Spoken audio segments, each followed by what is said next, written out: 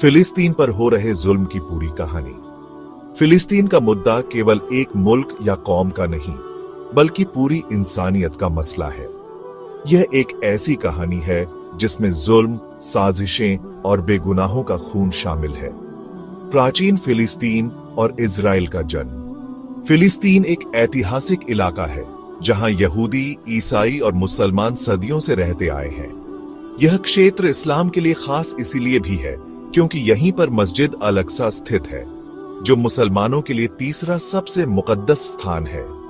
1917 में ब्रिटेन ने बैलफोर डिक्लेरेशन के तहत यहूदियों को फिलिस्तीन में बसाने की योजना बनाई। दूसरे विश्व युद्ध के बाद यहूदियों को एक अलग मुल्क देने के नाम पर 1948 में इजराइल बना दिया गया और इस्लामिक धरती पर कब्जा शुरू हो गया। 1948 का नकबा, द कैटास्ट्रफी, तबाही, इस्राइल के बनने के बाद 7 लाख से ज्यादा फिलिस्तीनियों को जबरन उनके घरों से निकाल दिया गया।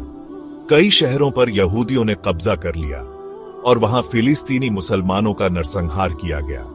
इसे नकबा कहा जाता है, जिसका मतलब है तबाही। 1967 की जंग और मस्जिद अल अक्सा पर कब्जा 1967 में इजराइल ने मिस्र, जॉर्डन और सीरिया के खिलाफ जंग छेड़ी और कुछ ही दिनों में गजा, वेस्ट बैंक और यरूशलेम पर कब्जा कर लिया। यही वह दौर था जब इजरायली सैनिक मस्जिद अल अक्सा के अंदर दाखिल हो गए और वहां अपना झंडा लगा दिया। तब से अब तक मस्जिद अल अक्सा पर बार बार हमले होते रहे हैं।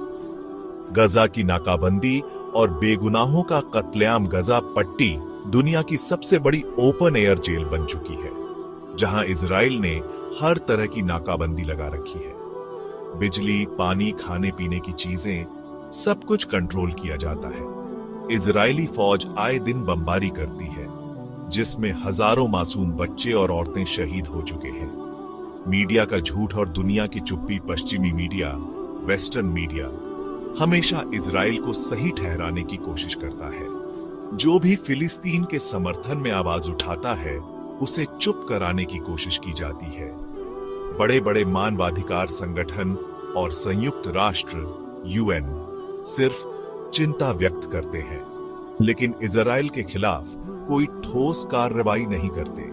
उम्मत ए मुस्लिमा की जिम्मेदारी, हमें सिर्फ सोशल मीडिया पोस्ट करने से आगे बढ़कर कुछ करना होगा।